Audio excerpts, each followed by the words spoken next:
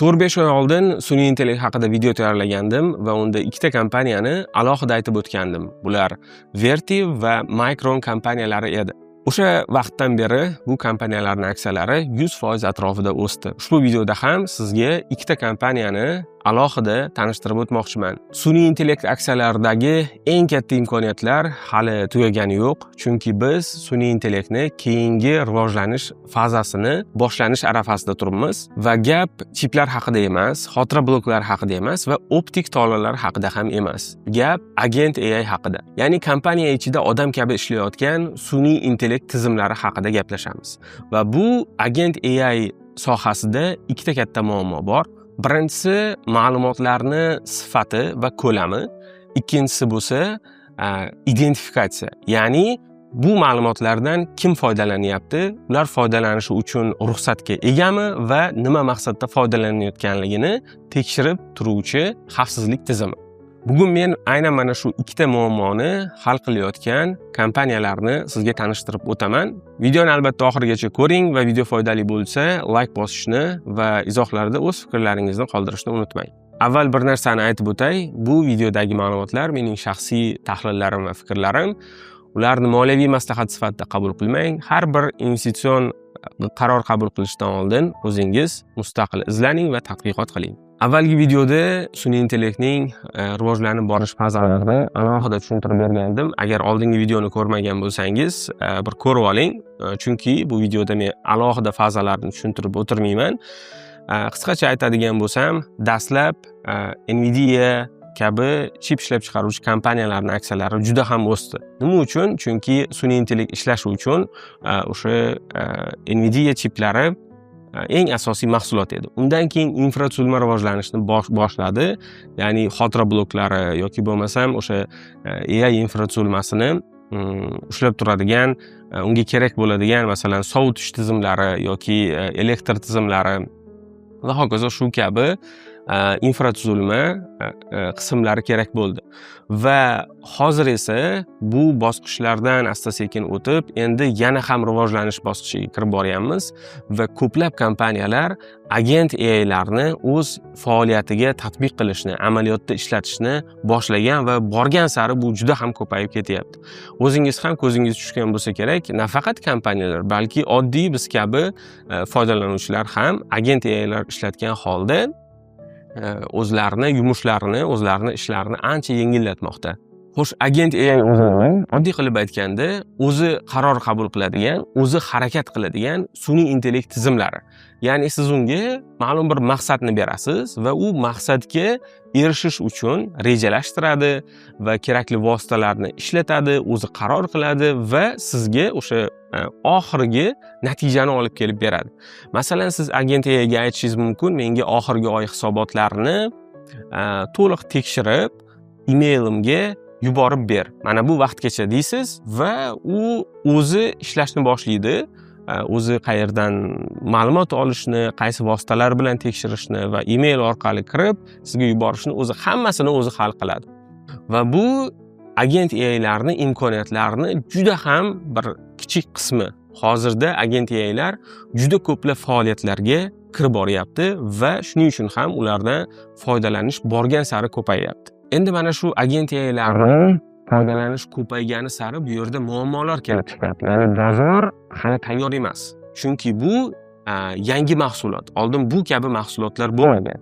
Demak, birinchi muammo bu data muammosi. Ya'ni agent AI'lar ishlashi uchun sifatli, ishonchli data kerak. Data omborlaridan u o'ziga kerakli bo'lgan ma'lumotlarni olish kerak.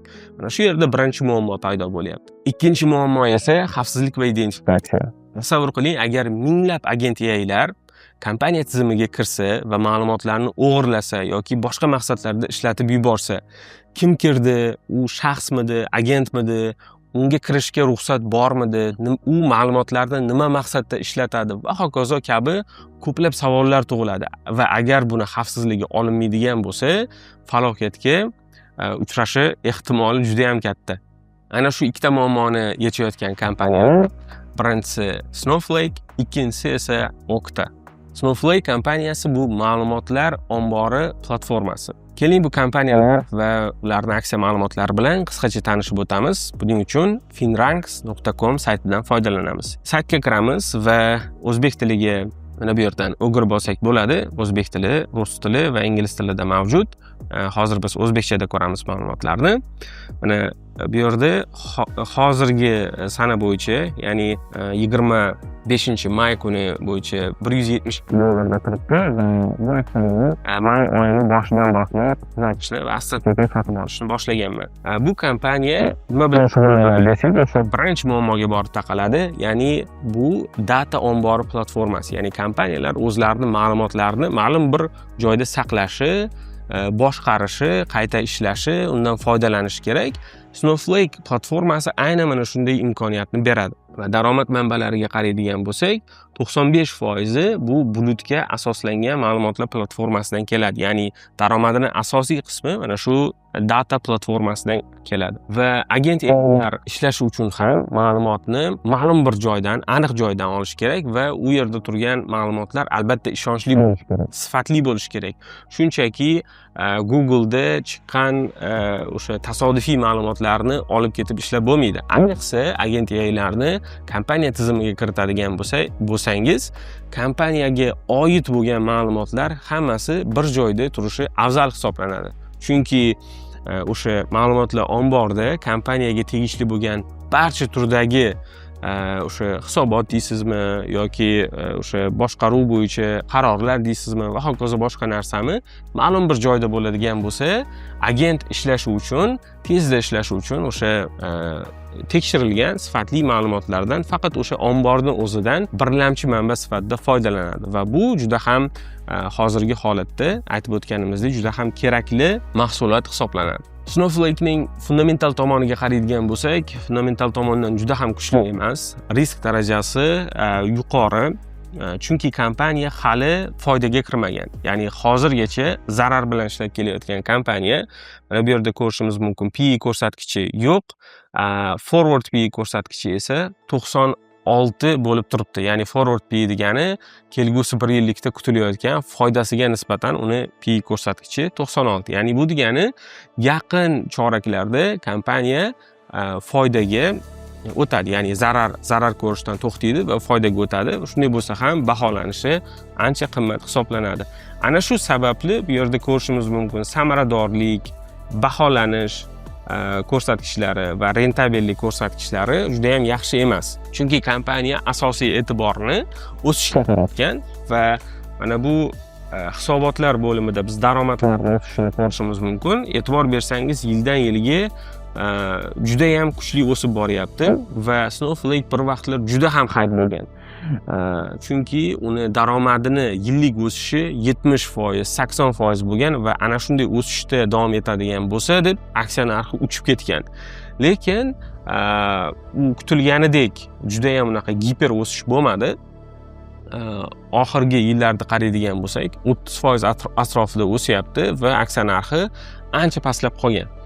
Va 30% bu yillik, choraklik o'sish bu umuman olganda juda ham yaxshi ko'rsatkich va kutilmalari ham, mana bu kutilmalar bo'limida ko'rishimiz mumkin. Kutilmalari ham ancha ijobiy.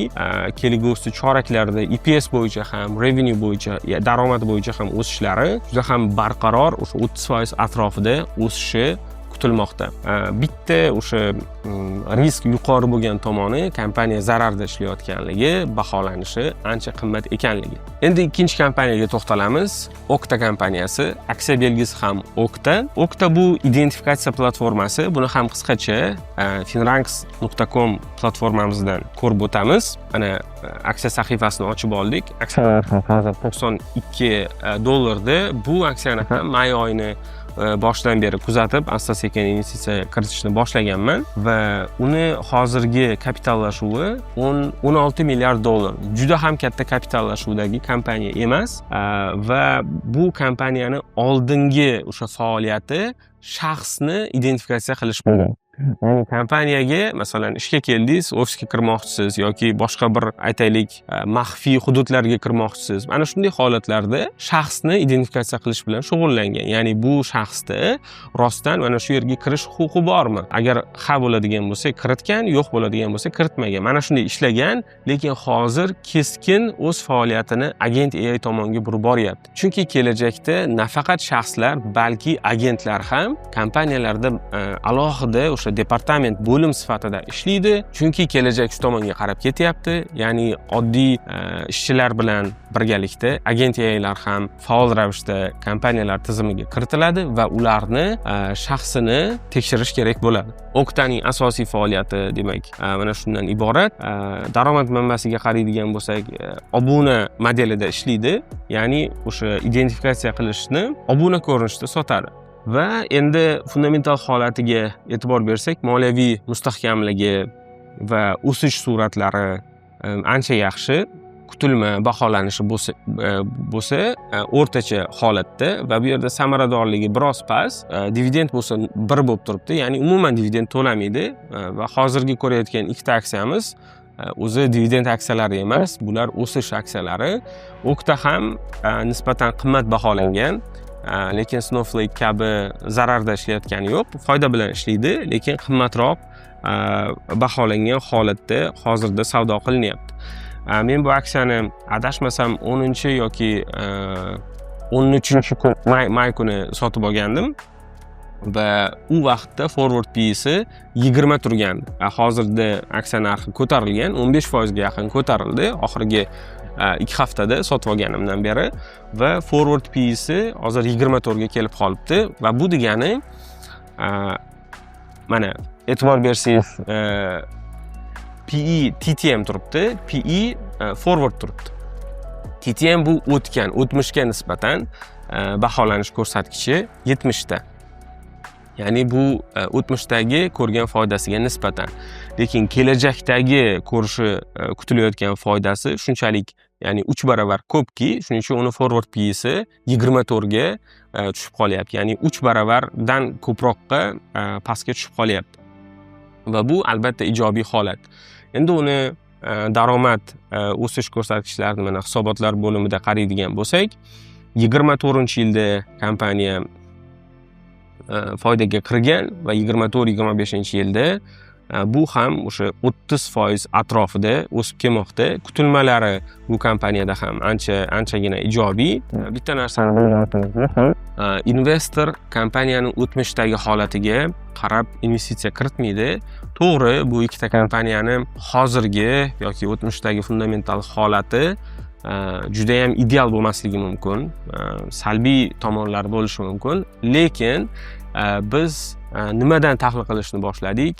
AI bo'yicha, fazalar bo'yicha o'zgarayotganligi va qaysi tomonga qarab ketayotganligi va ayni o'sha agent AI bilan ishlashda bu kompaniyalarning mahsulotlari juda ham dolzarb ekanligidan boshladik va agar o'sha bizni tahlilimiz biz kutganimizdek ishlaydigan bo'lsa, bu fundamental holat ham vaqt o'tishi bilan yaxshilanib ketadi. Baholanish deysizmi yoki foyda deysizmi, o'z o'rniga tushib ketadi. Ya'ni biz hozirgi holati juda ham zo'r bo'lmasa ham kelajakka ishongan holda investitsiya kiritishni gaplashyapmiz. Albatta investitsiya qilishda risklarni har tomondan o'rganib ko'rish kerak. Hozir men sizga birinchi turdagi riskni aytdim. Ya'ni bu kompaniyani o'ziga bog'liq bo'lgan fundamental tomondan baholaganimizdagi risklar. Ikkinchi turdagi risklar ham bor. Bu kompaniyalar juda ham yirik gigant texnologiya kompaniyalari bilan raqobatlashadi. Masalan, Snowflake, Google, Amazon kabi kompaniyalar bilan raqobatlashsa, Okta bo'lsa Palo Alto, CrowdStrike yoki Cisco kabi kompaniyalar bilan raqobatlashadi. Shuning uchun bu yerda bilib qo'yish kerak, raqobat tomonidan ham risk mavjud. Shu o'rinda yana bir muhim ma'lumotni aytib o'tsam, agar siz investitsiya va trading sohasiga qiziqsangiz, aksiyalar bilan halol savdo qilishni yoki ularga halol yo'llarda investitsiya qilishni mukammal darajada, professional darajada o'rganishni maqsad qilgan bo'lsangiz, siz uchun maxsus taklifimiz bor. Bizda Uplift trading kurslari uchun hozir qabul ochiq va alohida chegirmalar bilan siz ro'yxatdan o'tishingiz mumkin. Ro'yxatdan o'tish uchun trading.uplift.uz saytiga tashrif buyurasiz. Bu yerda barcha ma'lumotlarni siz uchun tayyorlab qo'yganmiz. Bu kurs kimlar uchun ekanligi bizning dasturimizda nimalar qamrab olinishi, qisqacha aytadigan bo'lsam, 90 kunlik bu o'quv tizimi. 90 kunni har bir kuniga qaysi mavzuni o'rganish kerakligi, qanaqa o'qish kerakligi, hammasi tartib bilan yozilgan va alohida test savollari bor, topshiriqlar bor, ularni javoblarini tekshirib beradigan ustoz mentorlar bor.